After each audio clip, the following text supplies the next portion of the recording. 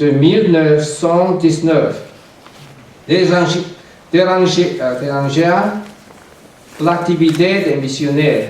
Le pape Benoît XV dénonçait la nation européenne qui, en Europe, persécutait des évêques et des prêtres, et en Chine, protégeait généreusement les missionnaires, non par sentiment de justice, mais par intérêt du système colonial. Le pape écrit: nous éprouvons une peine profonde à constater que des périodiques consacrés aux missions et qu'on s'est mis à répandre en ces dernières années révèlent chez leurs rédacteurs un zèle ardent pour l'expansion de leur propre pays, plutôt que pour l'expansion du règne de Dieu. Et étrangement, non ne se soucie nullement que cette politique discrédite la sainte religion aux yeux des infidèles. Ce n'est pas ainsi qu'il se comporte le missionnaire catholique vraiment digne de ce nom. Fin de la citation. En conséquence, dans la ville de Changsha, berceau des communistes, le mouvement patriotique mobilisa en 1924 des jeunes étudiants pour qu'ils manifestent contre le christianisme. Des feuillets volants furent distribués. Le premier délégué apostolique, M. Cesare Costantini, nous livre le contenu. La religion chrétienne est la ville serpente de l'impérialisme.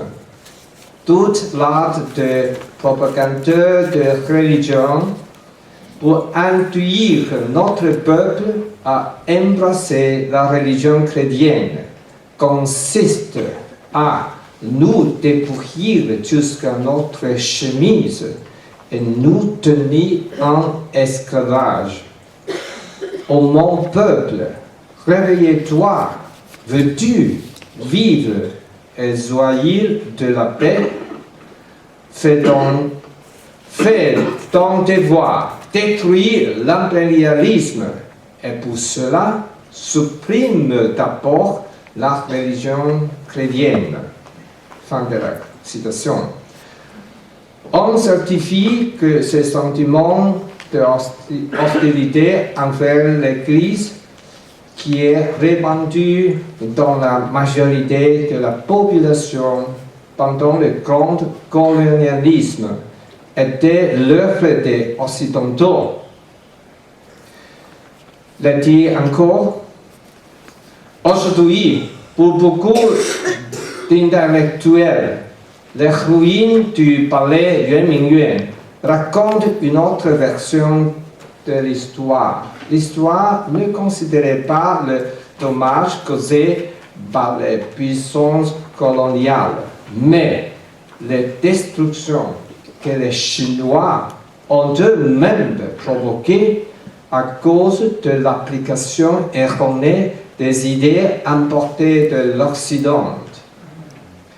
Le registre de théâtre Zhang Gangtian fait partie de ceux qui pensent cela. En juillet 2006, imitant Shen, une pièce de théâtre très controversée intitulée Yuan Mingyuan. Dans cette pièce, il voulait montrer la recherche incessante de modernisation de la Chine, utilisant pour cela des idées importées de l'étranger. C'est l'histoire d'un pays qui est passé d'une philosophie totalisante à une autre. La pièce de théâtre de Zhang Gangtian défia ses compatriotes avec cette question hérétique qui a réellement détruit Yuan Mingyuan. Posant ses réflecteurs loin de puissance impériale, Zhang a démontré sous forme de métaphore comme les Chinois eux-mêmes ont été complices de la destruction de cette icône nationale pour satisfaire leurs rêves idéaux. La première chaîne remonte l'année 1860. On y voit un groupe de paysans qui flânent en se lamentant amèrement du manque d'attention de l'empereur chinois vis-à-vis du petit peuple. Quand un soldat britannique arrive sur scène, les paysans l'encouragent à attaquer les palais impériaux pour qu'eux-mêmes puissent le saccager après lui. Dans la deuxième scène, les trois acteurs qui sont les mêmes se sont déguisés en étudiants idéalistes. Le metteur en signe part du mouvement du 4 mai 1919, Science et démocratie, qui profonde la ruine de l'époque feudale pour manifester le soutien à la modernité occidentale. Dans la scène suivante, le même acteur, vêtu comme les cartes rouges de la révolution culturelle, cultive une rizière sur la ruine de palais Yuan Mingyuan pour exprimer leur ferveur révolutionnaire. Ensuite, dès 1980, les gardes deviennent des bureaucrates qui se remplissent les poches, transforment le lieu sacré en parc de divertissement. En l'année 2005, ces mêmes acteurs deviennent des fonctionnaires locaux qui recouvrent les lacs du Yuan Mingyuan de toits de plastique pour économiser l'eau. Ce fait provoquait une telle indignation au sein du peuple qu'il provoque pour la première fois un sondage écologique dans tout le pays. La seconde partie de la pièce de Zhang Gangtian est une accusation sévère portée sur les problèmes de la Chine. Pollution écologique, corruption des officiers, écart croissant entre les riches et les pauvres, conditions d'alarmement des mines de la Chine. La pièce pousse le public à s'assumer la responsabilité des problèmes de la Chine, plutôt que d'assigner à la faute aux investisseurs étrangers ou à une religion. Le message du dramaturge est subtil. Il ne s'agit pas d'un appel à enfermer la Chine sur elle-même. Il s'agit d'un appel au peuple chinois pour qu'il trace son chemin vers l'avenir avec une conscience droite plutôt que d'embrasser aveuglément les produits et les idées venant de l'Occident. L'œuvre de Zhang Gangtian exprime de façon dramatique la question qui interpelle son pays natal. De quoi la nouvelle Chine a-t-elle besoin pour prendre en main son avenir? À cette question, les crises en Chine. N'a-t-elle rien à répondre? Deuxième image. La réforme économique, zèbres ou chevaux.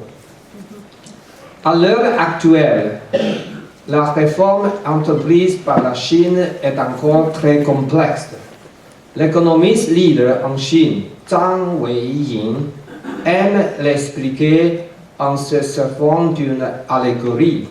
Il raconte l'histoire d'un village dans lequel les habitants comptent sur leurs chevaux pour leurs travaux et déplacements. Les anciens du village qui avaient toujours soutenu que les chevaux étaient meilleurs que les zèbres utilisés dans les villages voisins auraient discuté avec quiconque, auraient mis en doute leur affirmation. Mais au fil du temps, les anciens se rendirent compte que les zèbres du village voisin étaient supérieurs à leurs chevaux paresseux, qu'il y avait toujours vivement loués. Ainsi, après avoir pendant des années loué des vertus du cheval, ils décidèrent d'utiliser les zèbres. L'unique obstacle consiste à convertir les villages dans lesquels un lavage du cerveau avait été fait pendant des années, louant les prouesses du cheval. Les anciens pensèrent alors dans plans ingénieux. Toutes les nuits, pendant que les habitants dormaient, les anciens peignaient des bandes noires sur quelques chevaux.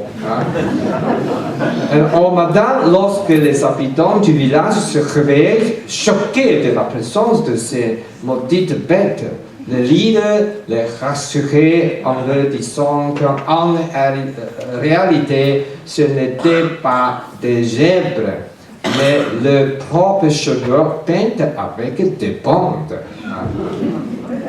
Petit à petit, les habitants du village s'habituèrent à la présence de ces animaux peints. Au bout d'un certain temps, les chefs du village commencèrent à remplacer les cheveux peints par de vrais zèbres. Ces animaux extraordinaires transforment le sort du pays, augmentant la productivité et créant la richesse.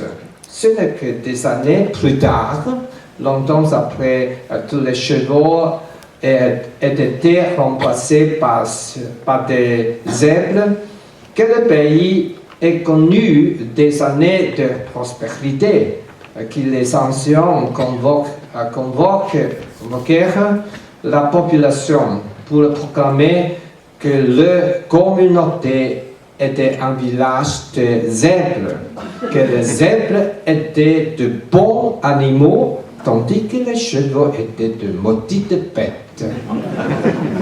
La croissance à tout prix a été illustrée par Deng Xiaoping dans un fameux slogan.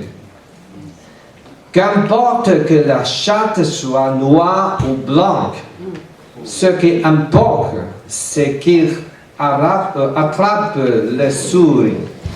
La croissance économique doit donc primer sur toute idéologie et ces principes utilitaristes est largement suivre. Lorsque l'État est sollicité en matière écologique, il fait appel aux chattes vertes. Lorsque le culte de l'argent et le consumérisme envahissent tout au point de devenir une préoccupation nationale, le chat confusion, c'est-à-dire la rappel éthique entre en jeu. Le 13 janvier 2011, une sculpture de bronze de 17 tonnes, d'environ 10 mètres, représentant Confucius vêtu d'une toge.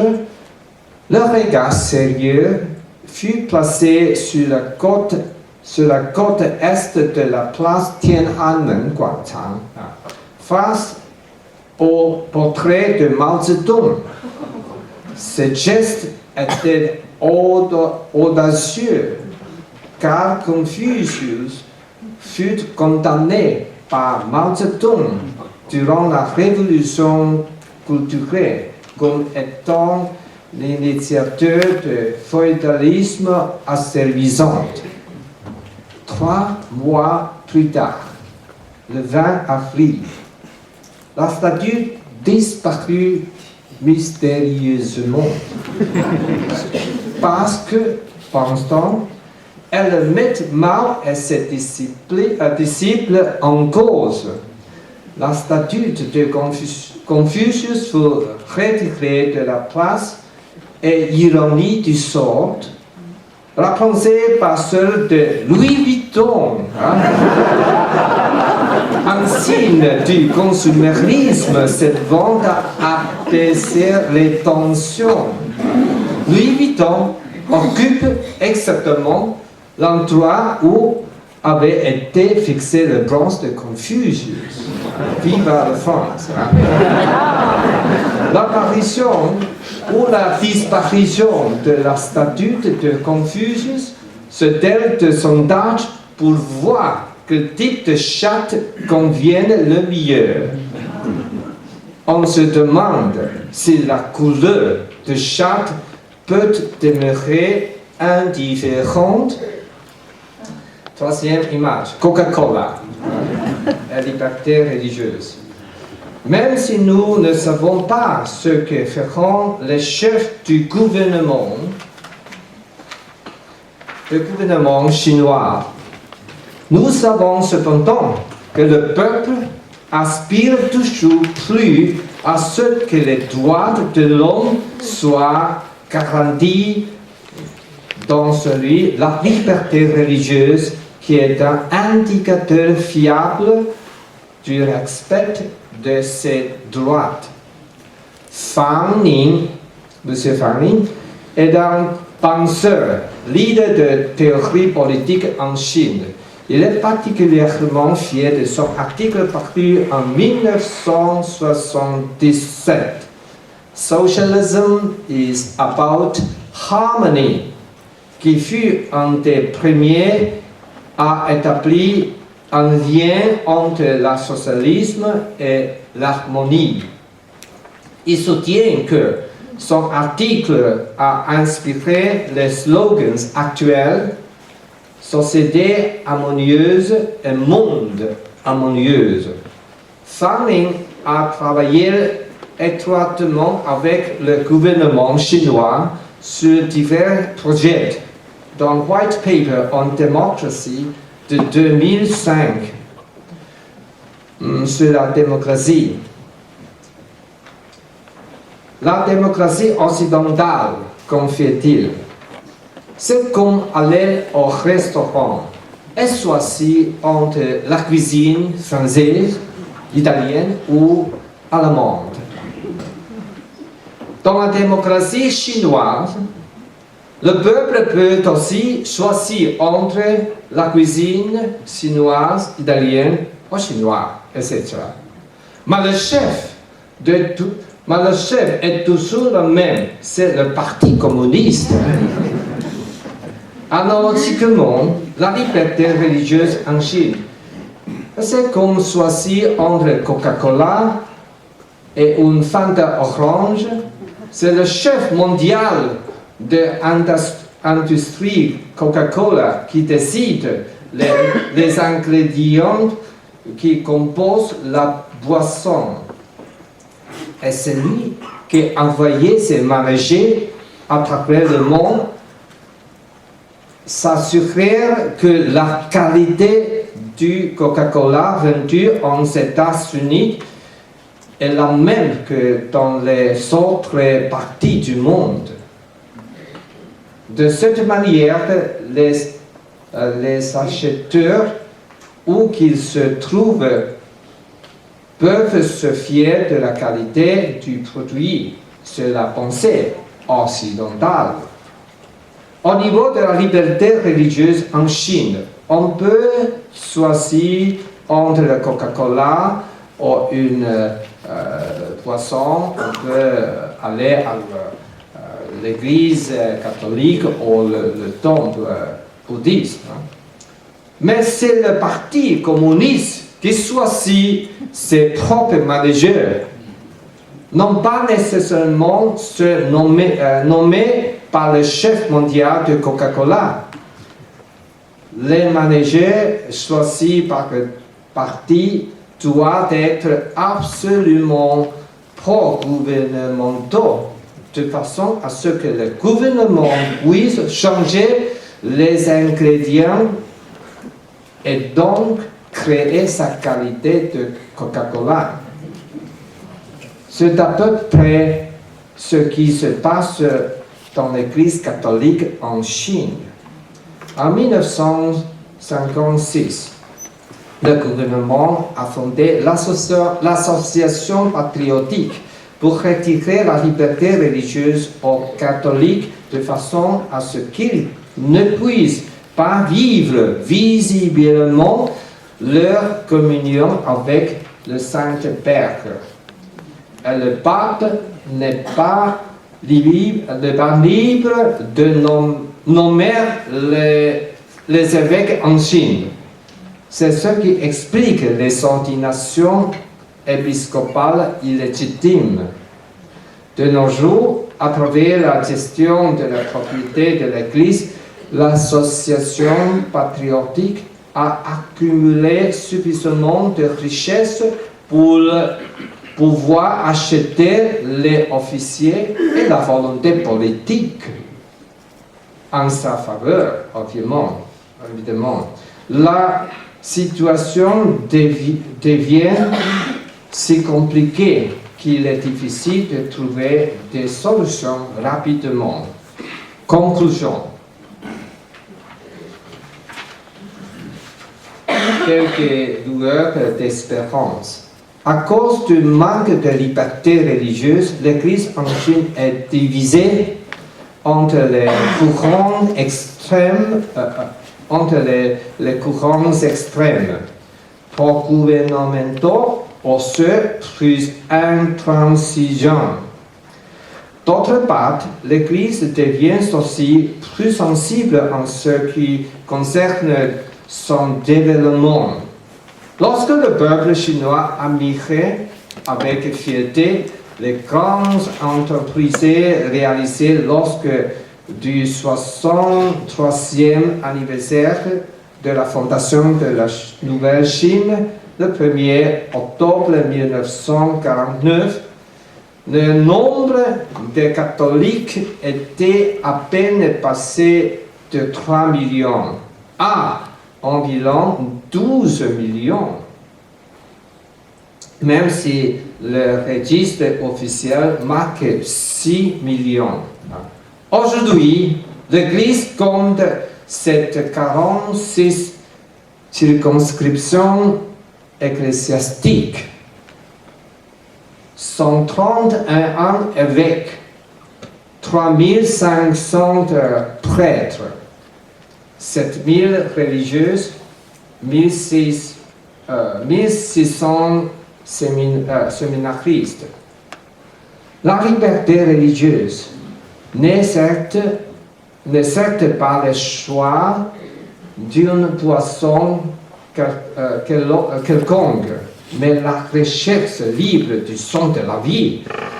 Dans les hommes et dans les femmes, on besoin pour aimer Dieu et observer ses commandements. Il s'agit de l'immunité de la répression dans sa société civile, laissant intacte la doctrine catholique traditionnelle. Les chrétiens en Chine ne doivent pas donc seulement à une simple immunité de la répression dans la société, mais plus encore à la liberté de faire du bien aux autrui, à leurs concitoyens, à la société. Et dit saint Thomas, apôtre venu en Chine, peut-être. Mais le doute de saint Thomas est venu chez nous. La foi en le Christ ressuscité est jamais immunisée contre le doute. Cependant, le pape Yuan Mingyuan enseignait deux expériences. Premièrement, l'évangile ne peut rester un bien occidental et architectural, comme le fut le palais Xi'anlou. Il doit se reprendre dans le quotidien du peuple chinois. Deuxièmement, les chrétiens chinois ne peuvent pas rester des spectateurs indifférents. Ils doivent se mettre en marche pour témoigner leur solidarité avec le peuple et porter le souci du bien commun. Je vous remercie.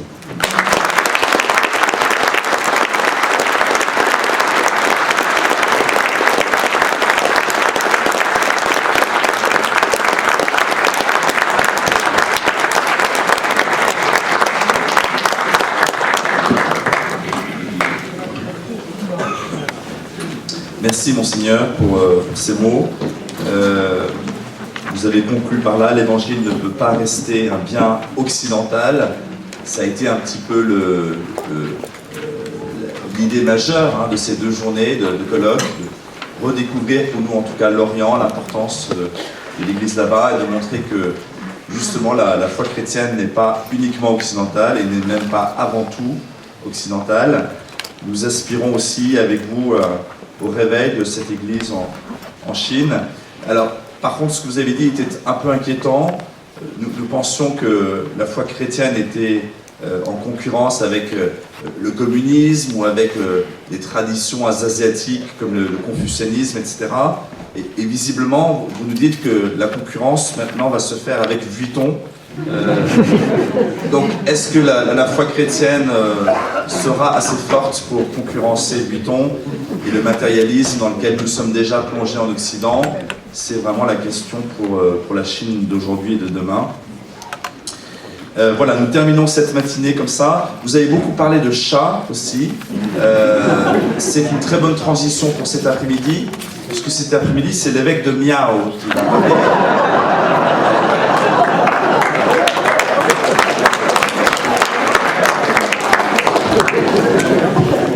En attendant ce grand moment, la suite du programme, c'est la Sainte Eucharistie qui sera célébrée dans une dizaine de minutes. Donc je vous propose de nous y rendre dès maintenant à la chapelle, donc Notre-Dame du Bon Conseil, qui sera présidée par Monseigneur Van Taifai. Et on se retrouve ici, après avoir déjeuné, à 14h15 sans faute. Merci et à tout à l'heure.